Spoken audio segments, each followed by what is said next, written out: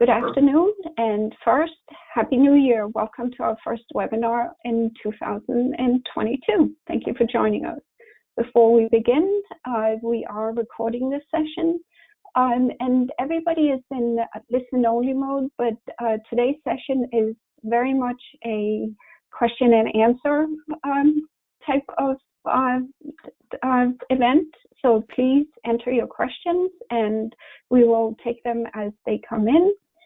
I'm Hella Schwartz-Grossman. I'm the marketing manager at Worldox, and I'm very excited because today we're joined by Kip Boyle and Chris Brumfield, who will talk about cyber insurance and cyber security, both increasingly important topics to consider for your firms. Kip is a 20-year information security expert and founder and virtual chief information security officer of Cyber Risk Opportunities. He has served as the chief information security officer for both technology and financial services companies and was a cybersecurity consultant at Stanford Research Institute. He's often quoted in Forbes Entrepreneur and Chief Executive, and Kip has also taught information security to hundreds of students all over the world, in addition to co-authoring Chapter 68, Outsourcing Security Functions in the Computer Security Handbook. And he has a podcast, Cyber Risk Management Podcast. So listen to that.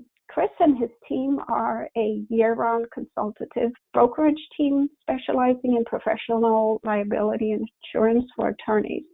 30 years of experience guide the team's focused approach and has helped develop deep-rooted relationships with U.S. and London specialty underwriters serving the legal professional community. His team is well-versed in the rapidly changing insurance market, claim trends, and issue spotting, and they understand how to navigate risks faced by those pursuing the practice of law. And so now, Kip and Chris, I'm very happy to hand it over to you. Thank you, Hella.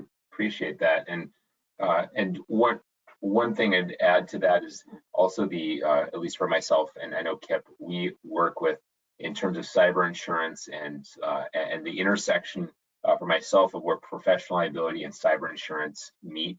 That's one of the interesting intersections. So that should add that to that. But well, yeah, I wanted to say thanks for having us. We really appreciate it. This is a rapidly changing world, and we really want this to be a discussion and more of a dialogue.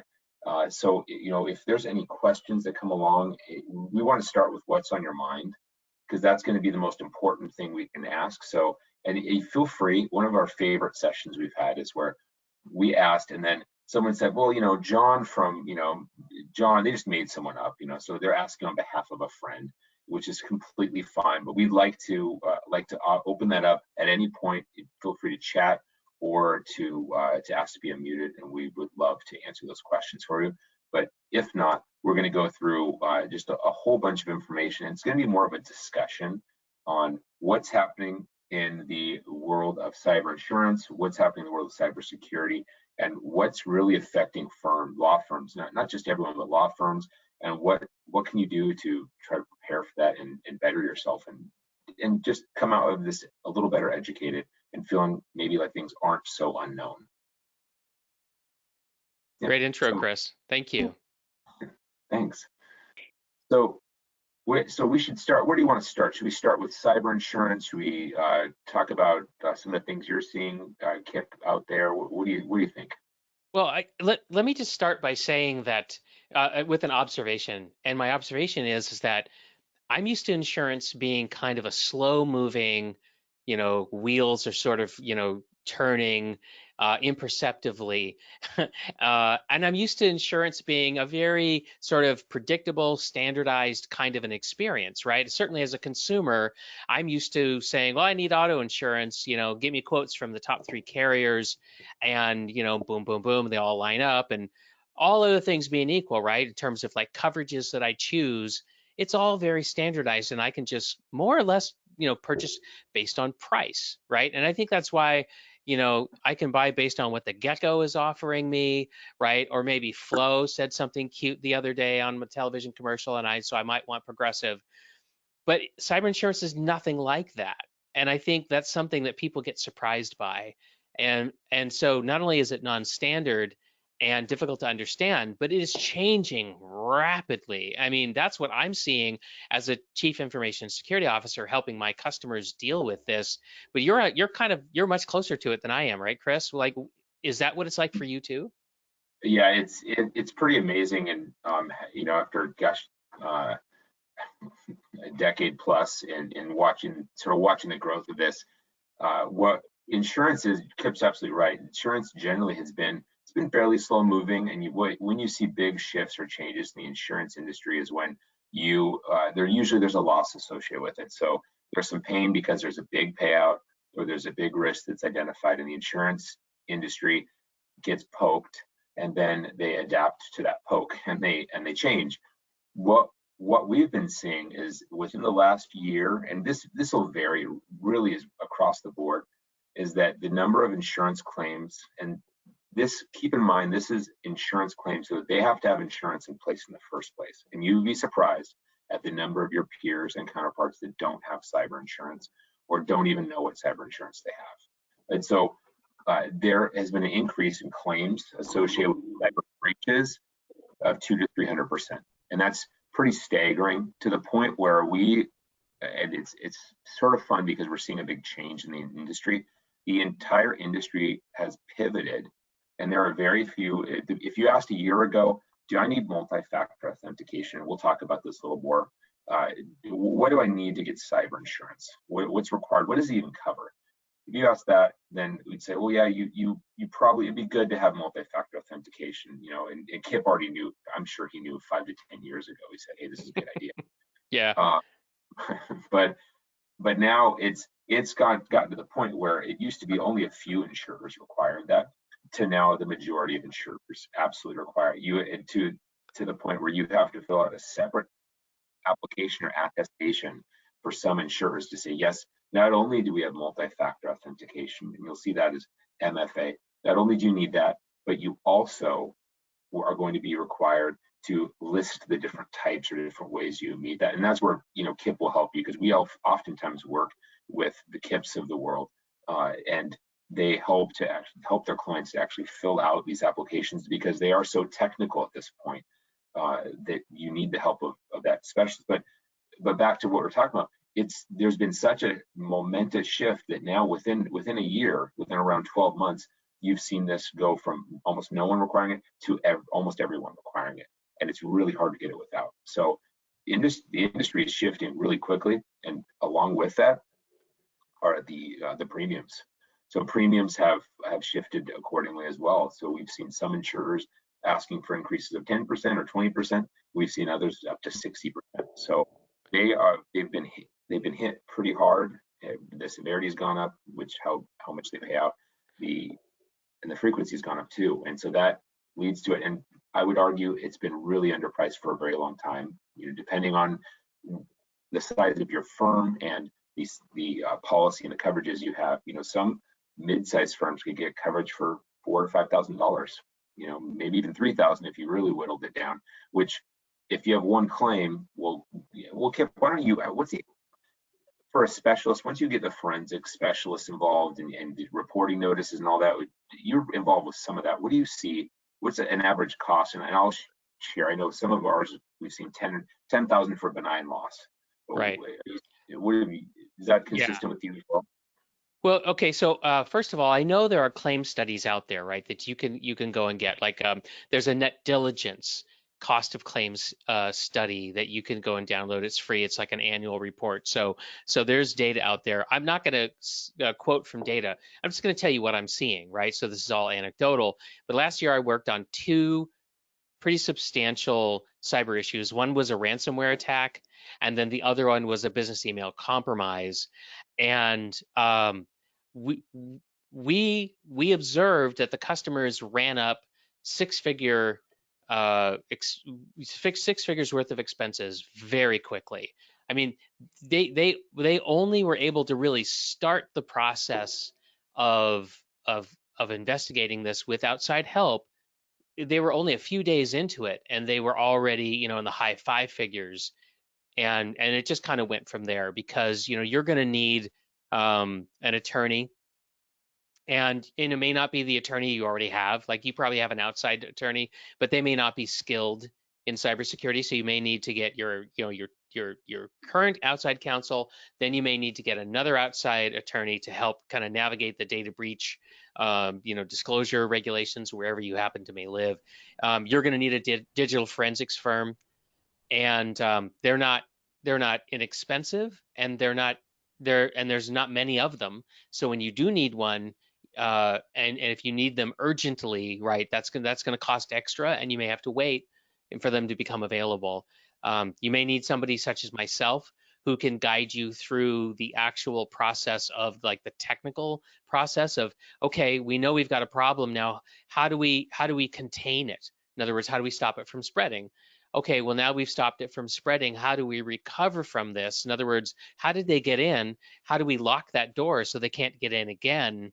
And then how do we rebuild so that we make sure that that they're not still in here while we do the rebuilding, because that can happen too. And and so you're going to get a bill from me. So you're looking at like $100,000 to $200,000, I'd say, at a minimum. Now, if you have cyber insurance, what can be very good about that is that you can just call your insurance carrier. They're going to have a data breach coach typically available to you, and they'll dispatch their digital forensics team, their incident response technologists. All the people that I just talked about typically will be covered by the policy that you've purchased. And and so it's a very big difference, having insurance versus not having insurance, is what I want to point out. Yeah, and to amplify that a little bit, is that it's, we're well aware, and we tell our clients we're not there to sell them insurance, and we don't think anyone should. But as an educational approach, you want to looking at it from a cost benefit analysis, and what are you saving versus what risk are you taking on for those savings, and risk transfer for your firm. Is it worth it, or what would you do in the event of a breach? What are you going to do? Are you going to call Kip, or do you have IT specialists, forensic specialists that you know who to call if you have a breach? How are you going to get through that? Because what we found with the insurance coverage is that what the biggest benefit of that is having that data breach coach. And not all insurers are created equal. And so I'm here to tell you that we've seen some forms and forms would be the insurance policies, where you pay for the insurance. You go, okay, we're going to pay for this insurance. We're not really sure what it covers, and that's where a broker's job is to explain what it covers. It really is.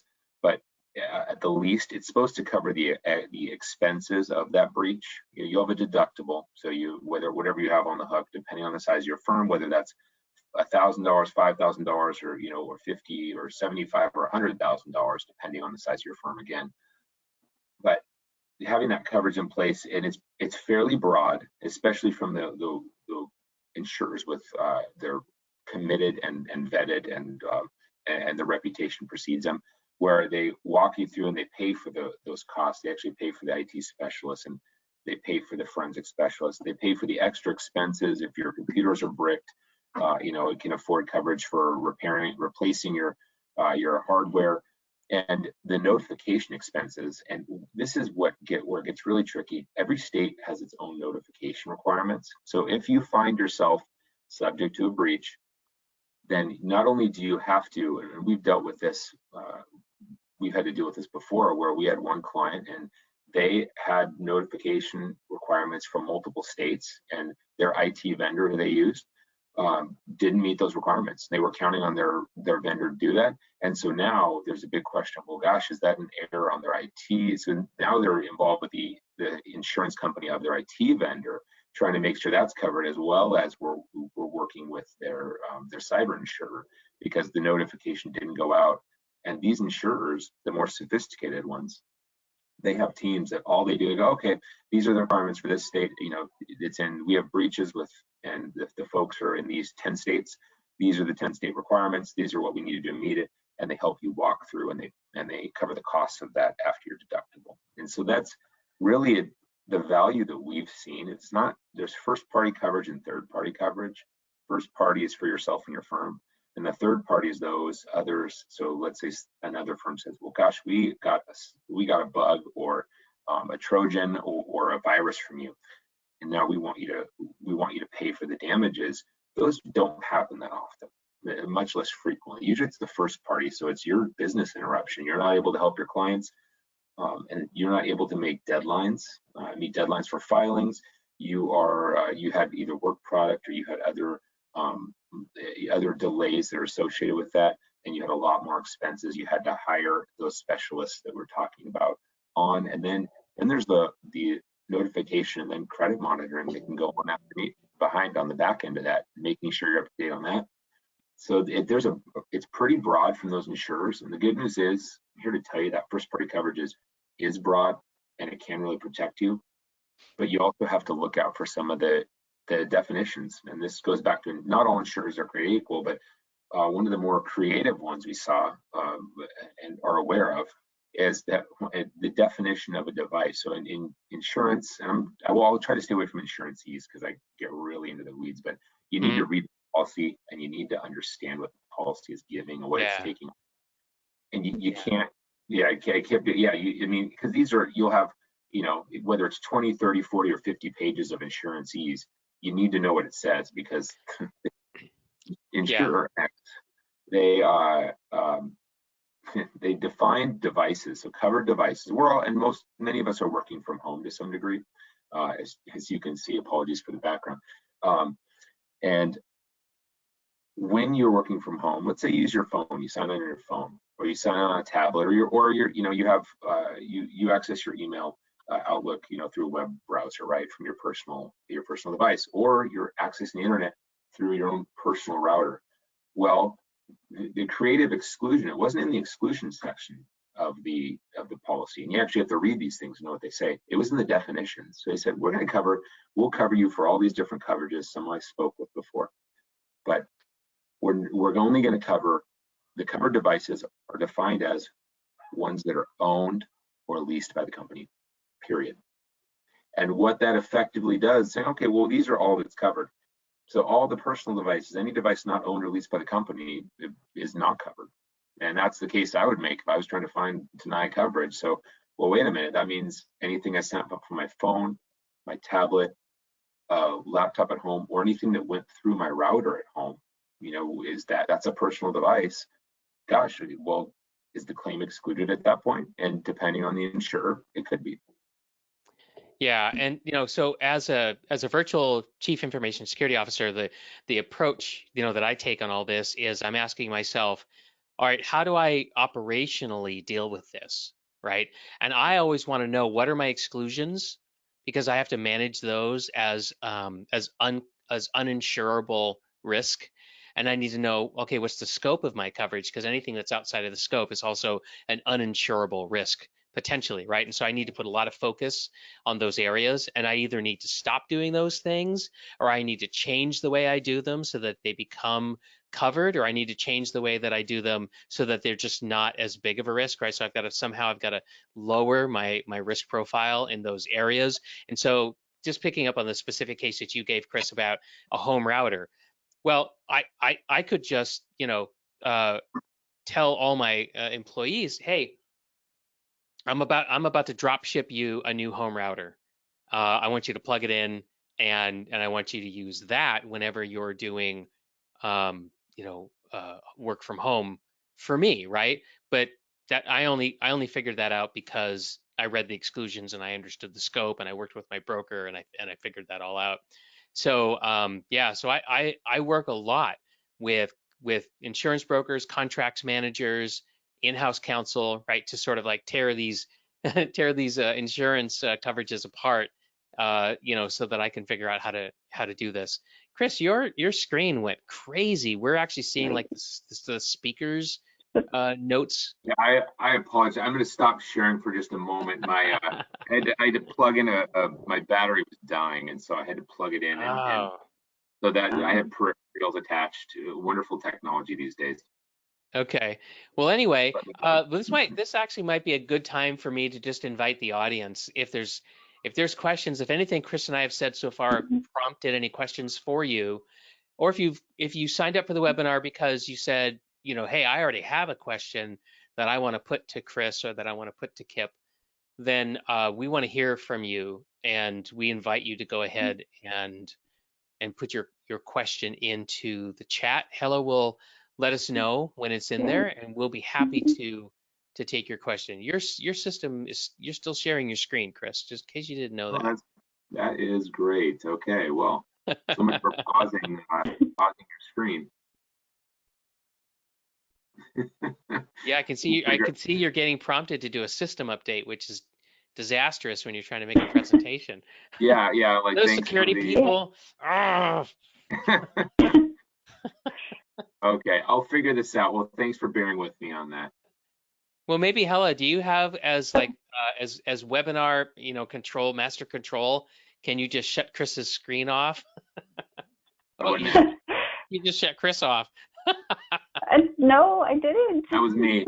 Oh, well, he turned himself off. Yay! Somebody there did we it. Go. Did it work? Yeah. Okay. It wouldn't be a true webinar without some kind of technology issue. Well, that's what makes it fun. Right. It's a fun-inar. Yeah. That's how you know that's how you know it's it's not a in-person thing. So. Right. Although I've done plenty of in-person things where, you know, like my computer wouldn't boot, you know, stuff like that, right? It's inevitable. So it does happen, yeah.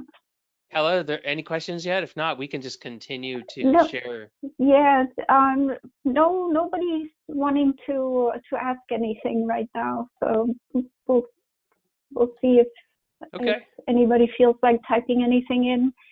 Either put it in the questions, you know, there's a question pane and there's a chat. Put it in either spot and we'll look at it. That's great. Yeah, thanks, Hella. Yeah, everybody. So just you know, think about what it is that you want to know about insurance, cyber insurance. Chris, why don't we now? Okay, so we've sort of talked about like why a law firm would want to have a policy. Let's talk about like what would it be like to apply, to actually like fill out the application to get a policy, and then maybe we could talk about what does it look like at a renewal time. So I've been seeing lately, I have looked at a lot of applications, and particularly I've been looking at like the so-called full applications rather than the abbreviated ones. And I got to tell you, from my point of view, okay, listen, I've been doing this stuff for like over 20 years, okay? And I find these applications just awful. They are vague, repetitive, and I hardly know how to answer a lot of the questions, even though I quite well understand, you know, the subject matter. But yeah, what's it like from your point of view as the broker? Are people struggling with these applications? What's going on with them? Yeah, it's I would say it's pretty universal, and yeah, the applications sometimes are as clear as mud, and in some degree, you know, it's by design where the questions are really open-ended, and to the point where we recently had you know, firm X was looking at the renewal, and I probably spent a cumulative, you know, a couple hours over the last month, you know, discussing the requirements and what's needed and what is this asking, and you know, and the folks who are working on these, the IT folks, you're right along, Kip, because they go, what are they asking with this? What do they want? And for this, it was a MFA attestation. We're saying, hey, we have MFA in place, but we have it in place for all these specific scenarios or these access points. And it was a real, the question was, well, gosh, are we meeting this? We don't know if we're meeting it. We think we are. And, you know, when it comes down to it, it's a good faith effort to do your best to represent what you have. But you know, in this case, okay, well, they did have MFA in place, but in these specific situations, it might not work the way they wanted. So they were, you know, wanted to know, well, what does the insurance company want? And the insurance company doesn't want to tell you what to do because they don't want to then be on the hook for telling you to do the wrong thing if you have a breach. So in the end, it was like, yes, it's in place. It's, you know, and it's okay if you can good faith and a good faith effort answer those questions that are on it, then that's you've done what you need to do. And I don't know if they totally know what they're asking for either. That's interesting. Because part of me, Chris, was wondering, like, are they trying to catch me in an inconsistency, right? Is this like, like sometimes, you'll fill out a survey and you'll see the same question being asked of you in multiple different ways, right? And you might answer differently based on the way it's phrased. And but I find myself wondering, well, will they interpret that as me being evasive or whatever, right? Because there's laws, like when you apply for insurance, if you're you know lying or being deceptive or being evasive, right, you could actually find yourself in legal trouble. Certainly denial of coverage would be awful. So I absolutely wonder about that stuff. Yeah, that's the one that would keep me up at night, the denial of coverage. And we haven't had that happen. And what I would say is we never try to hide the ball. And that'd be something you don't want to ever hide the ball. You don't, if you lie on an application, that can have real big coverage implications. So effectively, you paid for something that isn't going to be worth anything when you have a claim because you were lying. They were misled. That's the worst case. Yeah, they'll allege that they were misled.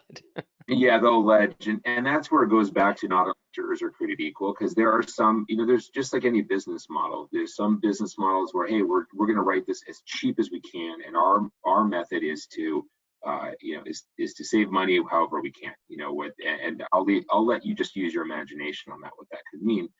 But there's others that say, hey, we're going to be really, really diligent in asking questions. We really want to ferret out some of the nuances, and then once we figure out what if you're a good risk for us or we're a good match, then we'll offer you, and it might not be, maybe it's middle of the road, it might not be that inexpensive compared to some of their peers, but what you're paying for is a future promise. And so that comes down to reputation, and your broker should know or should be able to let you know, hey, these are the experiences we've had with this insurer. They pay their claims, they don't pay their claims, they're slow on it, whatever it is, they should be able to address that and speak to that.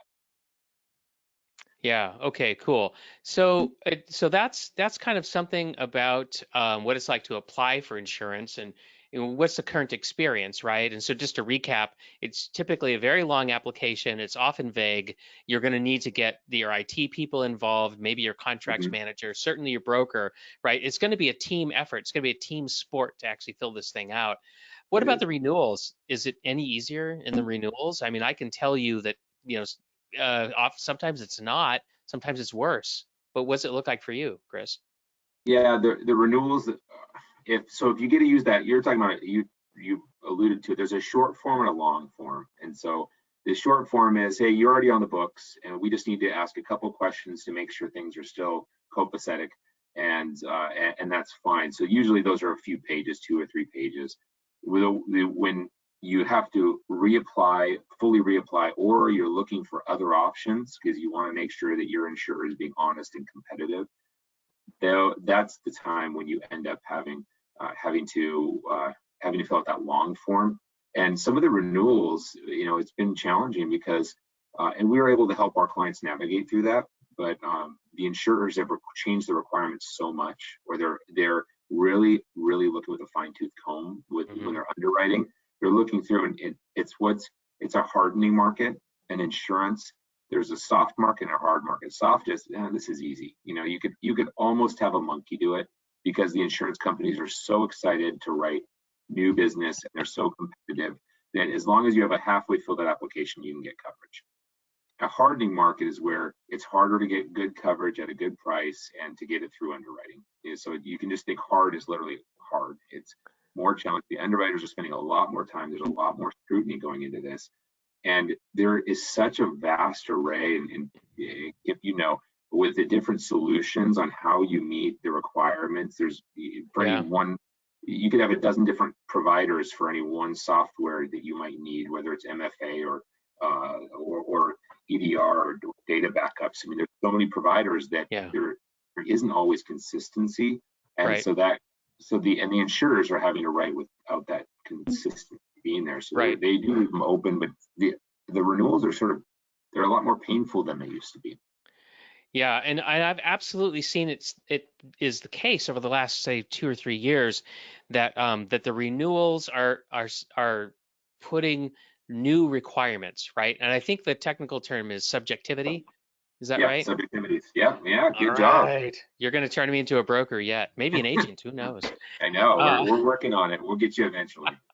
so there's new subjectivities, right? Which just means, you've got to do this in order to be able to get the policy. And now, one of the most shocking things that I saw was there was a renewal application that came in, and it actually had, for the first time, I'd ever seen this before, a signature line for the IT manager to attest to a handful of questions that were very specific to, very technical questions, and so the IT manager had to sign there, and I was gobsmacked. I'd never seen that before, and I wasn't being asked to sign that line, but I thought about the person who was, and I just thought, wow, it's a brave new world when the IT leaders are being asked, required to to attest on an insurance application. I just thought that was an inflection point in all my It is. experiences.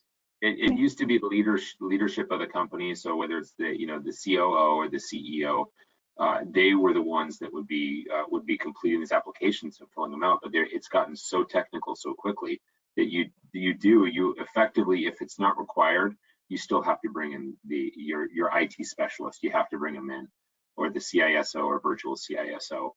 Right. And I think it's along that lines with it being so technical, and I thought it'd be worthwhile bringing it back just a little bit to some of the fundamentals. Is having who you want to know who your point person is. So for these policies, both the point person on who you're going to talk to and your IT specialist. But what do you do if there's a claim, and what are you actually getting out of this? And I know we talked a little bit about it, but why? What's the point of even having cyber insurance? And I think, and for some firms, especially if you're just starting out, it might not make sense. You're small enough, but as you're growing, unfortunately, attorneys have become a real target. And because Kip, we were talking earlier about the Panama Papers. That's right. And that's a really large example, but the cyber criminals are realizing more and more that, well, gosh, attorneys have a lot of really, really sensitive information. And so whether that is going to be access to trust accounts, which we all know can get you in a lot of trouble if you go, you cross that and you do supposed to with trust accounts, as well as work products. So if you're involved in something where you have a strategy set up and that strategy leaks or gets out, that can be a problem. As well as just personal information, especially, and that would especially hit home if you have credit information, the PII or PHI, which I'll let Kip define, but and so any of that information, when that gets out, then it goes back to the reporting notices, and it goes back to, it's really valuable for the cyber criminals because they can use that and they can sell that.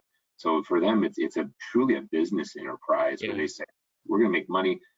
And does insurance cover all that? Well, the good news is most insurance does. So if you're extorted, all those extra sleepless nights for the IT folks that you're paying for to get you back up to where you were before, and some insurers, depending on who they are, they will actually waive the deductible after you have 100 notified parties. You don't have a deductible for that. And some insurers also will say, hey, you don't have a deductible for any cyber specialists or forensic specialists. You don't have to pay for that, or cyber attorneys. They'll cover that from dollar number one, which we've had that benefit. We have a couple of clients that have taken advantage of that a few times because they have, unfortunately, had one breach, and then very quickly after they had another breach all in the same year. And so they would have spent well over $25,000 in legal, or not legal fees, but rather costs to get back up to where they were supposed to, and that was fully footed by the insurer. So on the topic of like for law firms, what's at risk, I think you're right, Chris. There's trust funds, right? There's money, there's data, all the things that you said, and I would add reputation, because Absolutely. a lawyer is somebody who doesn't have a lot of fixed assets, right? I mean, really, it comes down to who do you trust, right? When you need an attorney, and so reputation is so important. The Panama Papers is an interesting case study because that shows you what happens when you lose too much of your reputation, and the law firm at the center of the Panama Papers, Mossack Fonseca, it had to endure a lot of credibility hits, and ultimately it, that firm disintegrated, right? Because they just couldn't attract clients because they had lost control of those records, and so that's a big reason why they disintegrated.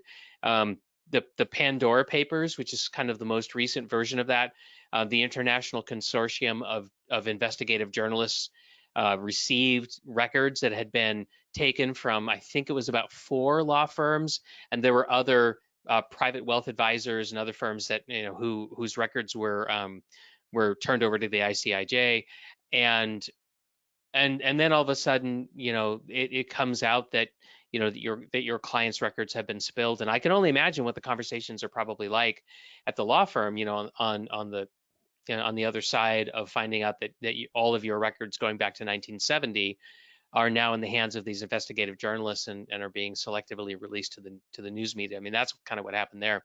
But there's been other law firms who have suffered data breaches and have had some real reputational issues. There's some law firms that were entrusted with early release information, embargoed information about quarterly earnings results from publicly traded companies, and they were broken into and were silently exploited for months so that a lot of inside trading could happen on the backs of this information that was supposed to be held from public view.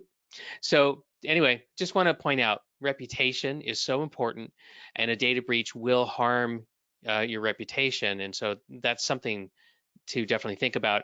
And then, my company, Cyber Risk Opportunities, we conduct a quarterly free continuing legal education session. One of the things we often will talk about when we're doing an ethics-based CLE is the need to know what your RPCs say and ABA formal opinions about, how attorneys have to protect client data and the use of technology and so forth. And there's an awful lot there. I'm not going to try to unpack it all here now, but I just will say that, that there are, professional codes of conduct for attorneys that really speak strongly to how you should be protecting your client's records. So, yeah. So there's a lot at stake. I'm going to pause and just ask Hella, are we seeing any questions to answer? No, we actually have a very quiet audience today. Well, I hope we're not scaring people into not asking questions. I hope that's not what's happening. But No, if there are any questions out there, we're happy to take them. And in fact, we'll stop talking completely and just answer questions. If you're sick of hearing us talk, just pitch a question at us.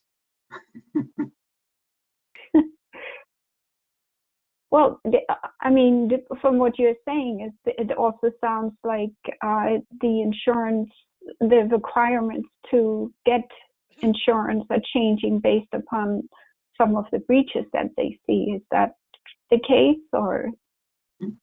Yeah, that is. And, I actually, that reminds me as well, something, if you're not seeing it right now for firms, and this applies really to both yourself as a law firm, but also your clients.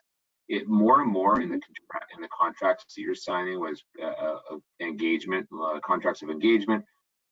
There are requirements for cyber insurance, and we're seeing that more and more where you're being required to carry insurance, and whether it's reasonable or not, I can't tell you. We had one client that one of their contracts required a $20 million limit, and frankly, it was just, they knocked it down to $1 million. We'll just put it that way. But these requirements are more increasingly you're going to start seeing them, and I would guess, and I'm usually loath to make predictions, but in the next 5 to 10 years, this is going to be just standard. Where if you do business with someone, you're going to want to make sure. We've all seen all the headlines and the reports that's sharing all the breaches, and the breaches are only accelerating. And Kip, I have used this. Kip came up with this, but right now there's a pandemic of cyber breaches, and we're not trying to, not trying to frighten you, but we want you to be educated. And to know what your options are, because then you can make an informed decision, and it's not, then it's not the boogeyman in the corner anymore that, or under the bed that you don't know what's there. But then it's right out in the open. Okay, this is what people are facing, this is what they're seeing, this is what they're doing, and this is what we can expect. And then you can make an informed decision. And that's going to help out, because then you're going to know what to do. And Kip was talking about, I don't want to miss the reputational harm part of that, because the insurers, different insurance policies, they actually cover for reputational repair. So if you show up as one of those breaches, then your policy, depending on the policy and the coverages and all that, and we're always happy to be a resource to review that for you. Those policies will actually write in whether you have and what amount you have for reputational repair. So if you show up in bright lights and publications, well, the good news is usually your policy is going to provide for a PR firm to come in and to help repair that reputation. Hey, here are the steps we're doing it, whether it's a mea culpa, gosh, we sort of, shucks, we got caught, we didn't mean to, or it's like we were victims of, whatever tack they decide to take. But these are experienced firms that have helped out law firms in getting their reputations back up and running and in the public eye, so they can keep having that, because they keep having that repeat business based on the reputation, because it is all about reputation, and we live and die by our reputation. If we're not knowledgeable, we don't do what we say we're going to do, we're done. And same with you, I'm sure. Oh yeah. Oh my gosh. Everything. I mean, think about it. As a virtual chief information security officer, one of the first hurdles that people have to get over, if they are even thinking about, having us help them, is, can I trust Kip and his team with our, dirty digital laundry, right? Because I mean, you've got to tell me what's going on, and that is not always a comfortable, fun experience, right? To share with me that that you had a big loss, and that it resulted in $60,000 of money that you're never going to get back, or whatever, right? And so it's all about reputation and trustworthiness. And I from what I've seen, I think for attorneys, that's also the case. So. And Kip, I'm just curious, what trends have you been seeing? And so I have two questions. What trends are you seeing, in your line? And then also, what is the potential impact? Because you get to work with the decision makers. We do too, but what is the potential for the future, for the viability of a business if they are involved? They don't have, because you probably we speak with people who have insurance, but you speak with people who don't. That's right. Well, I find that the bigger companies tend to weather a cyber event better. Generally speaking, they have more resources to use to respond and recover from the issue. So it's the smaller organizations that tend to actually go out of business, or to have the costs of recovery exceed their resources, is what I'm seeing. And I'll give you an example. So there's this is not an example in the law industry, but there was a company called Colorado Timberline, and this is a well understood example. It was covered in the press, and if you go to Google or Bing and you type in Colorado Timberline cyber attack, you'll be able to actually read about it for yourself. But they endured a ransomware attack. Now, Colorado Timberline was a company that would print logos on merchandise, whether it was a keychain or a pen or a mug or something like that, or a poster. That was their business. And based on what I saw, like they couldn't have imagined, because they weren't a bank, they weren't, an organization that had a lot of sensitive data, that they would be a target. But they got targeted for ransomware, and they went out of business. And they were a firm of about 100 employees, and it was really the cost of recovery just exceeded their ability to deal with it, and they ended up out of business. So and even if you don't end up out of business, it will change the trajectory of your organization, when that happens to you. Because on the other end of the scale, you get organizations like there's an aluminum producer out of Scandinavia called Norsk Hydro, and they were completely shut down for days all around the world. They were not able to smelt aluminum and produce for their customers, and they were actually so badly damaged that the only way they could operate once they started to operate again was to use pencil and paper in order to track, what was going on. So they were knocked right back into the 1960s and 1970s in terms of the technology that they had available to do their work. But they came out of that that horrible situation. They came out actually smelling like a rose, and it was predominantly because of the way they handled their public relations during the crisis, the transparency with which they communicated to the people who were depending on them, their customers and their shareholders. And they really demonstrated that they were a strong, competent management team.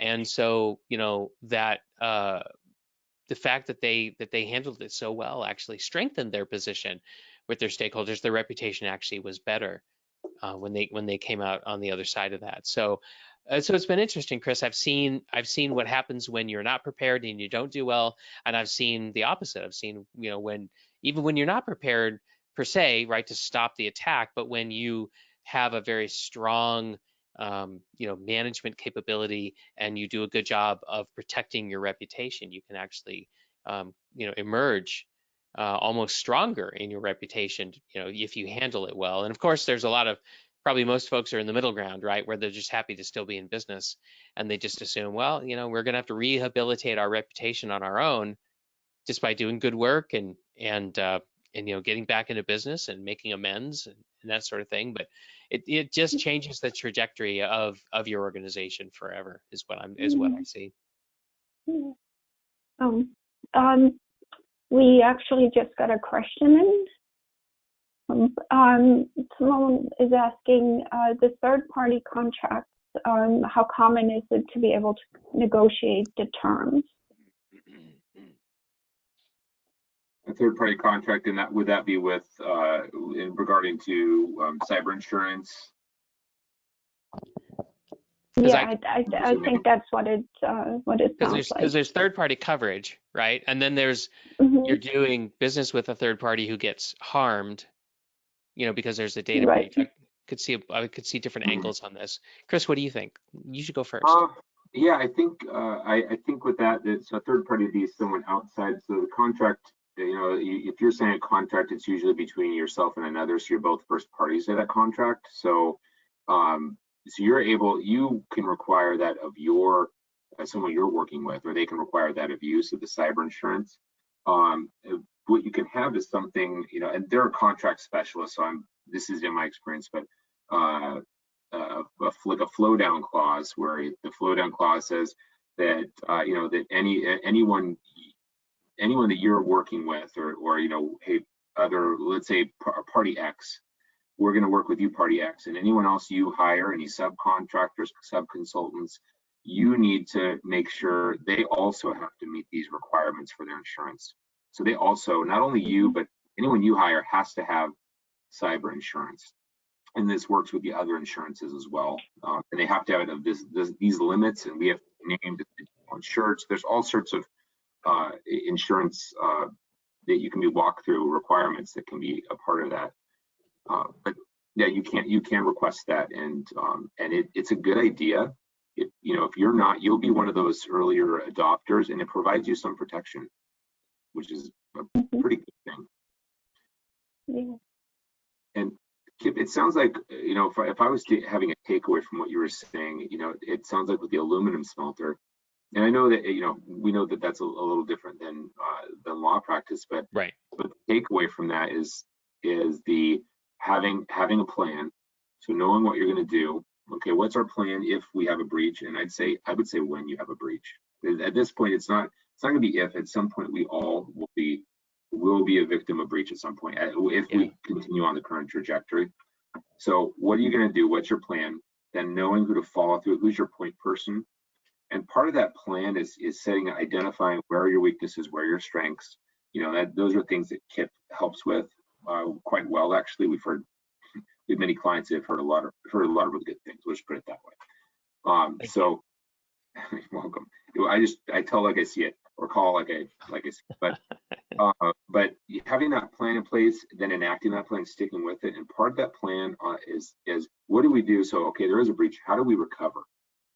And the big point of that, and I'm not saying whoever you talk to, the cyber insurance part is a big part of that, because you can have a plan in place, you can know what you're going to do, but when the rubber meets the road and you actually have that breach, you actually have that eventuality, I would say, that you need to have that in place. And we're to the point where we have maybe one or two clients that are looking at finally adding cyber insurance, but generally everyone has cyber insurance at this point. And the reason is that we don't feel, we're not here to sell anyone anything, but what we will say is you need to have it. If there are a few coverages we'll say, hey, this is really, really critical, but at this point you really want to have it, because what you don't want to do is go before either go before investors or go before principals of your firm, or if you're a principal, have to explain to the other principals, well, gosh, I thought I'd save $5,000 or $10,000 or $15,000, and now we're having to pay out $100,000. It's so the risk you get to transfer the amount, just like for an umbrella policy, you're transferring an amazing amount of risk and getting a really, really broad amount of coverage. And I would say it even pays for itself as the prepaid legal. I joke about that insurance is mostly prepaid legal, because in the event there's a claim, they're going to walk you right through it. So meeting those, you're going to spend, let's say it's $10,000. If you have a moderate sized breach, you are probably going to meet that $10,000 within the first week. I mean, really easily. So, and some of these specialists are billing out at $400 to $500 an hour. So you're having to engage multiple specialists. And it's, Kip, how quick does it go when they're doing forensics? Is it really quick moving, or is it take some time? Well, in the beginning, once you get them once you grant them access and they're able to start their work, it typically will move pretty quickly. It's very routine in the beginning. You tell them this is what happened. We speculate, this and that and the other thing. You give them what you know, you give them what you think's true, and in the beginning it goes pretty quickly. Well, then they're going to do some preliminary analysis. They're going to gather some data and do some preliminary analysis. That's where it starts to get tricky, because sometimes it's clear and conclusive. They're able to figure out what's going on right away, and then you can shut it off. Mm-hmm. But more often it's not clear and conclusive. It's murky. The more murky it is, the more follow-up work, the more guessing they have to do. Is there's follow-up work? Do they now look at that system next? Do they look at that system next? And so the longer it goes on, typically the more it kind of like grinds. It becomes a grindingly slow sort of a thing. And so that's usually what I see happens, in those situations. Got it. Yeah. So that's sort of, yeah, thank you. So you could easily, especially if it's more murky, like Kip was saying, then the cost for that policy is justified. And if you have one loss in I like to look at multiple years. So gosh, I'm paying, 5 or 10 or, however many thousands you're paying. And if I have one loss the next X number of years, I break even, and assuming a moderate loss, then if I have one claim and it ends up, we have to pay X number of dollars. Well, gosh, like that's 5 or 6 or 7 years worth of premiums in that one claim. And is it likely we might have one breach the next few years? The hardest part, because most of the claims are going to be revolving around, usually it's human error. Someone clicked on the wrong, they clicked on the wrong link, and that's can be really hard to control. It's one of the more challenging aspects to control. So is the likelihood? Yeah, the likelihood's there that it could happen. And so yeah, those are a few of the things that likely. I know. Well, I was gonna say we're getting right up on the time, but Mm-hmm. do you have a takeaway that a key item, or you were gonna say something, but maybe you're already getting to that, or what do you think? Yeah, so a takeaway that I would have for folks who tuned in today is, if you don't have cyber insurance, you should start investigating the possibility of cyber insurance, right? You should definitely be aware of what your options are. And even if you don't want cyber insurance for whatever reason, pay attention to what cyber insurance carriers are requiring, because my observation is that they only ask their insureds to do the things that actually make a difference, because they're really, really interested in not having a claim. And so multi-factor authentication, for example, your reaction right now might be, that is the biggest pain in the ass I could ever imagine turning on, slowing everybody down, you know, how awful, you know, we'll never do that. That might be your reaction. Or maybe you're indifferent, right? Maybe you don't know. But I'll tell you this, insurance companies, from my perspective, I've seen what they've asked insureds to do, and I think it helps. I think it materially reduces your operational cyber risk. And if nothing else, I would be paying attention to that and taking some leads. That's a good point. And yeah, when we see the entire industry pivot on, and they have pivoted around MFA, multi-factor authentication, they require it. Some are reporting it can reduce claims by up to 98%. So that's pretty darn effective.